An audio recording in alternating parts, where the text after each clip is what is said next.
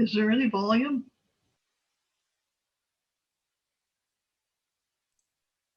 Michelle, we're not hearing the volume. I don't know if there's a way you can turn that on. There's no volume? And we're not hearing the audio.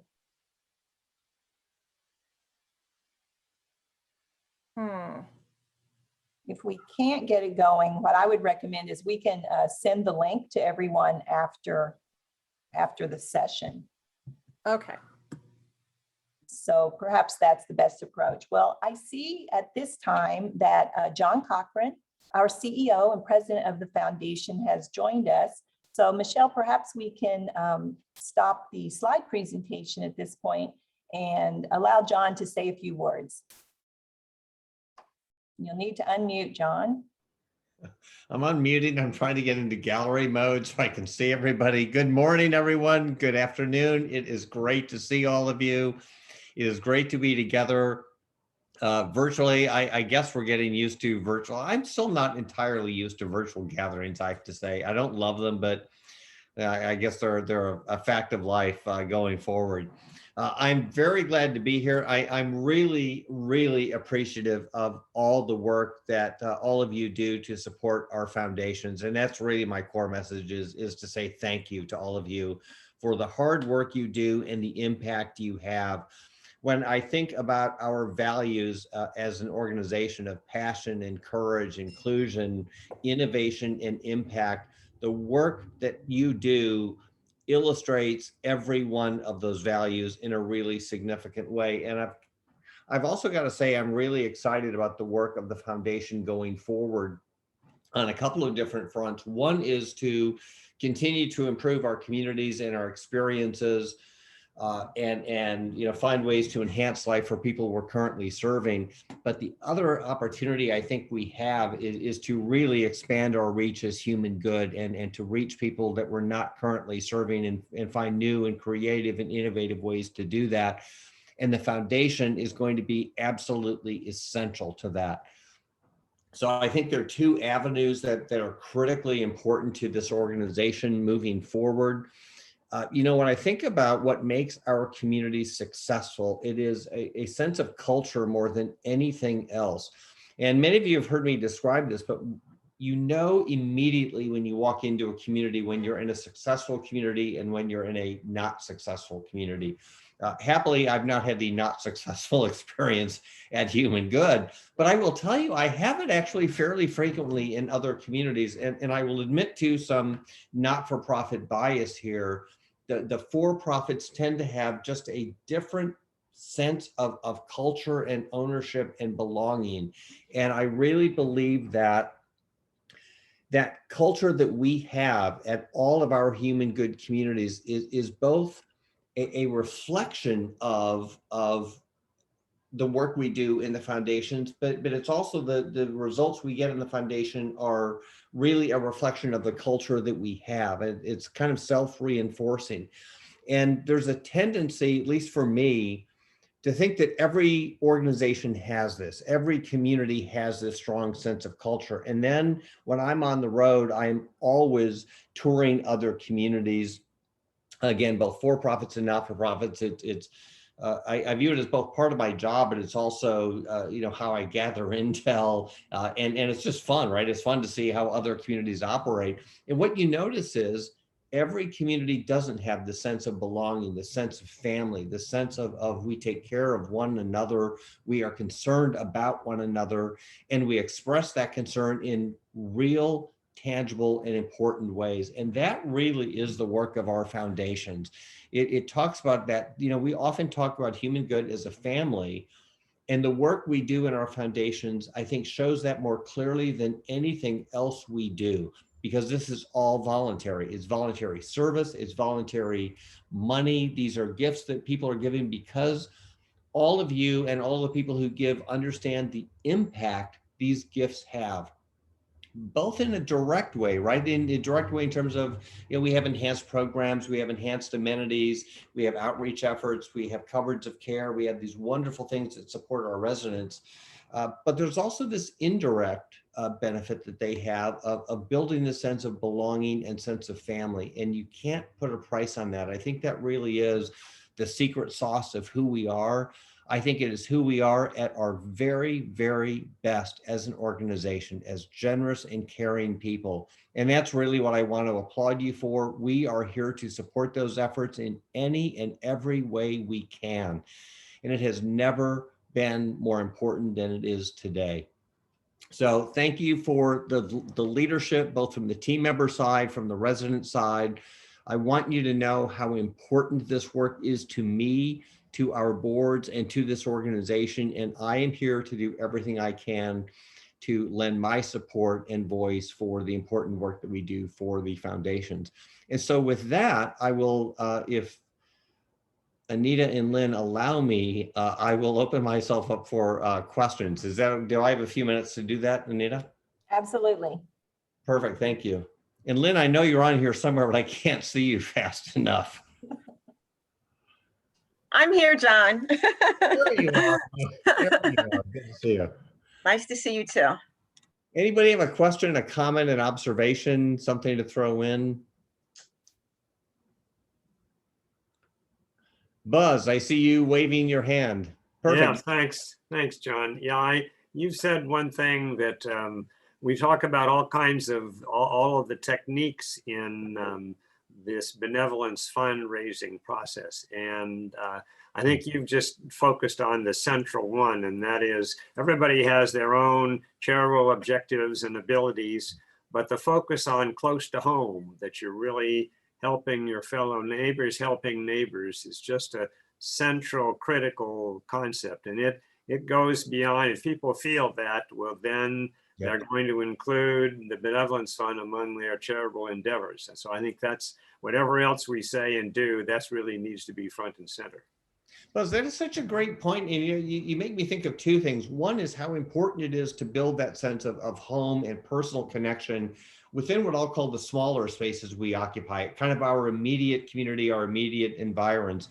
The other opportunity that we have, and I think we see this throughout the Human Good organization, is how we expand that view of family and immediacy to connect to our neighbors who may not be our immediate neighbors, who may not be our economic neighbors, who may not be literally the people next door, but they are the family next door, the senior next door, whose life we are making a significant improvement to, and managing that connection point so that people do see, because I think it is important, right? You see a connection between I'm taking action, I'm doing something, and there's a result that matters to me. And I think we see that across our communities. I think we see it across the organization.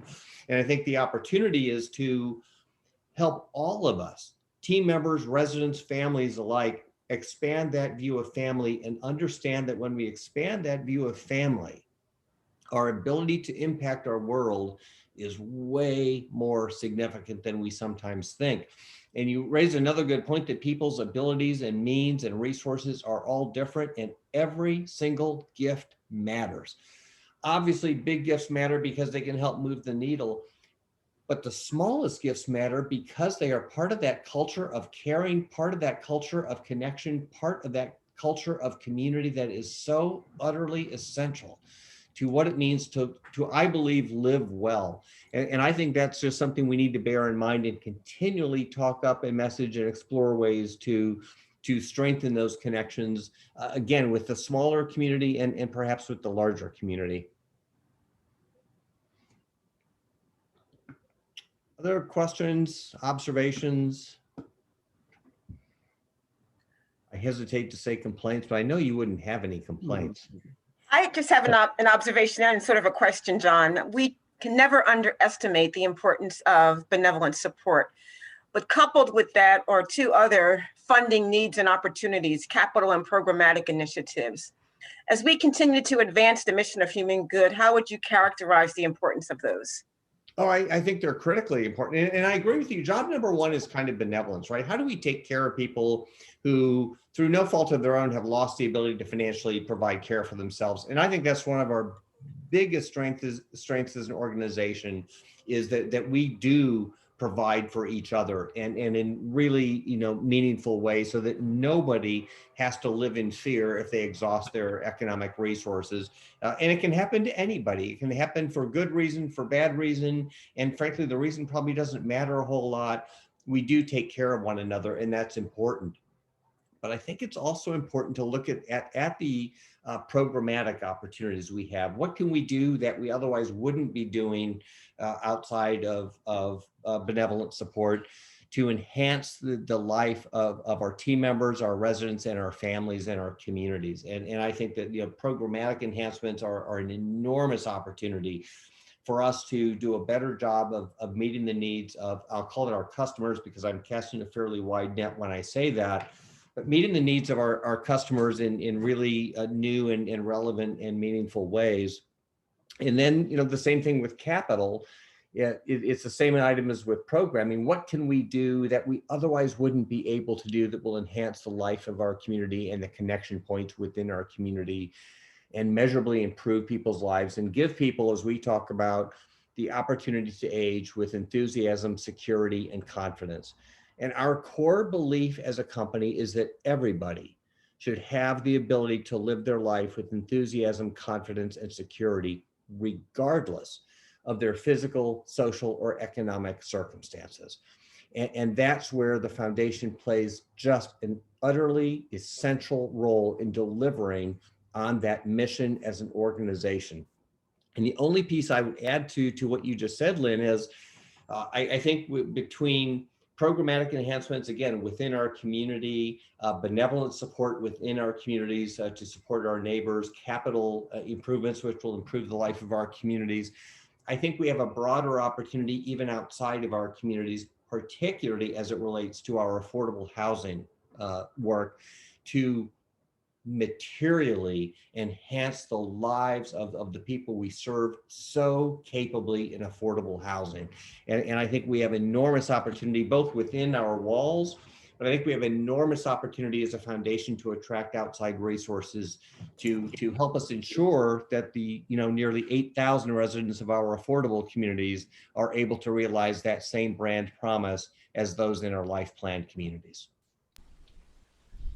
John, I think we have time for one more question, and I have a question from the chat. This is from Judson Park Foundation in the Seattle area, and they say, you mentioned 2 points. One was a sense of culture. What was the second point? Here's a test for you. Well, you're going to ask me to remember my own words? Well, remember, I turned 60 this year. My memory isn't what it used to be. I would say it's probably a sense of culture, and it's also that sense of connection, right? It's the connection points that we have between residents and team members, residents, team members, and families. But then I would add the important and often invisible fourth connection points with our communities. I think that is so essential to us to not separate ourselves or see ourselves apart from the broader community. We are a vital part of a broader community. And again, the foundation, I think, plays a critical role in maintaining those connection points. And so I'm going to go with connection points as the other thing that I said. Okay, and I lied just a little bit because 2 more things. Number one, a chat, could we see in print the statement John made regarding rights of every resident? It was powerful, thanks. So we're going to connect with you later to see if we can get that. And then I need a quick comment on that. That is what we call our mission or our brand promise. And actually, we're trying to figure out which description resonates more with people. With team members, brand promise of inspiring people's best life and talking about our core belief that everyone should have the opportunity to age with enthusiasm, confidence, and security. That is a document that we are preparing that will be available for folks. So you can see the connection points between our core belief, our brand promise or our mission, our core values, which I mentioned earlier, and our statement of faith as a faith-based organization. So all of those will be available to all of you as we refine those, and we're actively working on those. John, do you have time for one question from Terry Shoup at Terraces of Los Gatos? I always have time for Terry. Hello, Terry. I don't see you. I'm here. There you are. There you are. Okay. I've done a number of capital campaigns for a number of organizations, and one of the most powerful things you can do is to say the leadership team in this campaign is 100% in on our goal. They're 100% making contributions. I'd like to, and we say that at the Terraces of Los Gatos.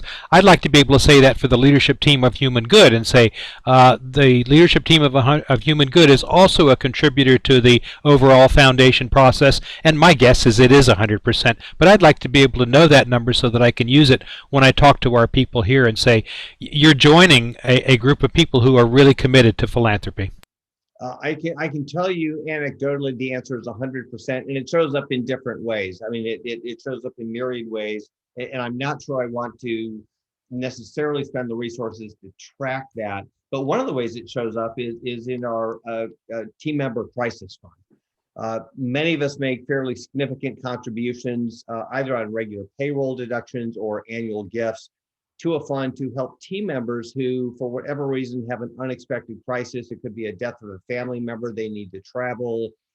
It could be, something like a car repair that they simply don't have the resources to support, that we provide resources to our team members in times of crisis to ensure that their lives don't get unnecessarily disrupted.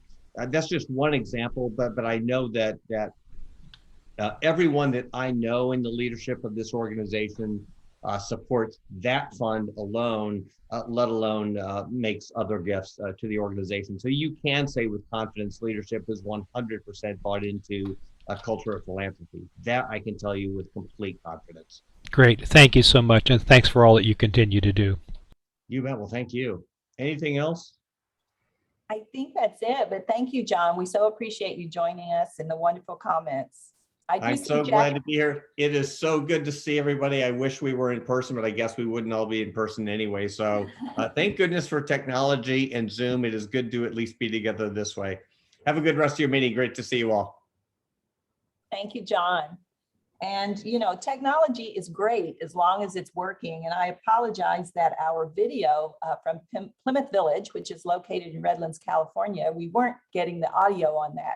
But I do want to tell you at the end of this session, we will attempt, or I should say at the end of the